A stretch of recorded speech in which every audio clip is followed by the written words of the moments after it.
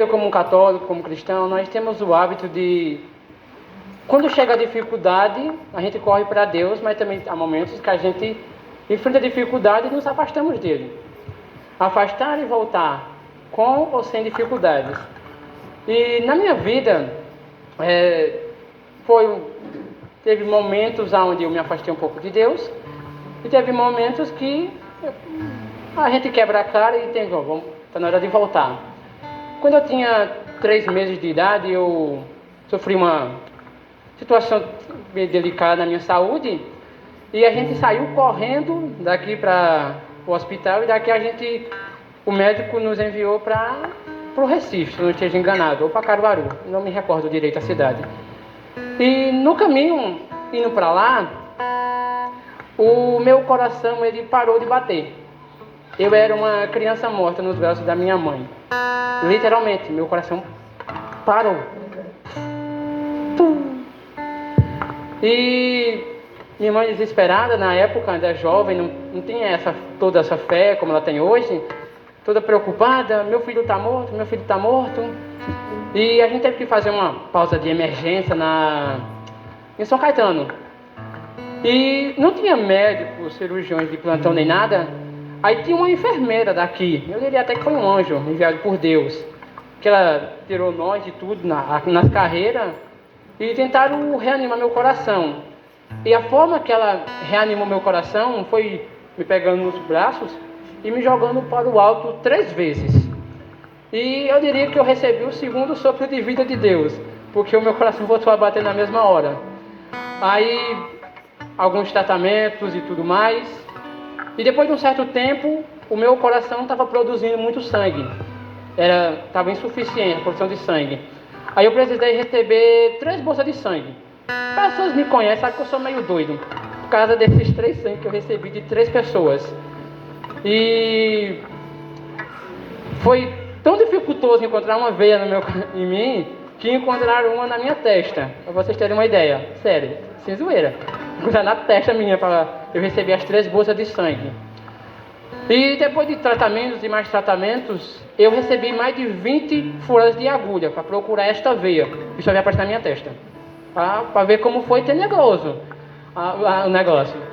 Aí, meses e mais meses, basicamente a gente mais viveu no hospital do que em casa. Minha segunda casa era a casa que eu morava. O hospital era a primeira casa que eu morava. E meses e mais meses, quando eu completei 1 ano de idade, minha mãe também me cuidou, acabou se debilitando também de saúde, um pouco. E meu pai me liga. Aí ele ligou e minha mãe disse: oi, tudo bem e tal. Aí ele falou as palavras que eu nunca vou esquecer na vida. É claro que eu não o odeio, eu busco sempre honrar o 4º mandamento, então eu amo os meus pais, por mais que eu não tive um pai presente em casa. Ele liga e diz: quando é que vamos levar a criança para enterrarmos? Ele não acreditava que eu ia sobreviver. Ele já estava, não vou dizer torcendo, que seria um termo errado. Ele achava que não tinha escapatória para mim. Mas Deus, como é o Senhor do impossível, restaurou minha saúde. Eu tinha 1 ano de idade. Hoje eu tenho 23. E essas palavras nunca saíram da minha cabeça. Aí a minha mãe se separou dele. Foi sempre ela que cuidou de nós, de mim e dos meus outros 2 irmãos, Pedro, que é coroinha, e meu irmão mais velho, que é caseiro e fica em casa, não é muito de igreja. Aí começamos e tudo. Tentei 7 vezes na cidade de Itacaimbó, antes da gente vir para cá, receber a primeira Eucaristia. Não conseguimos, porque os planos de Deus eram diferentes. E no primeiro ano, quando a gente veio aqui, eu consegui receber a primeira Eucaristia. E a minha mãe vai se lembrar muito bem o quão traquino eu era. Pensa num rapaz perturbado eu era, antes da minha primeira Eucaristia. Eu não parava quieto na igreja, eu não gostava de grupo de oração, eu contava as horas para nós voltar para casa. Às vezes eu dava um migué para a mãe e digo: mãe, eu não quero ir não, eu quero ficar em casa. Mãe disse: vamos para a igreja, vamos para o grupo de oração. Eu ficava com raiva, não vou mentir para vocês, eu ficava com raiva, digo: não quero ir não, quero ficar em casa. Preferia assistir, ficar com meu irmão. Aí recebi a primeira Eucaristia, comecei a mais ou menos a me converter. Aí começou aquela fase que toda mãe é a mais dificultosa, que é a rebeldia do filho.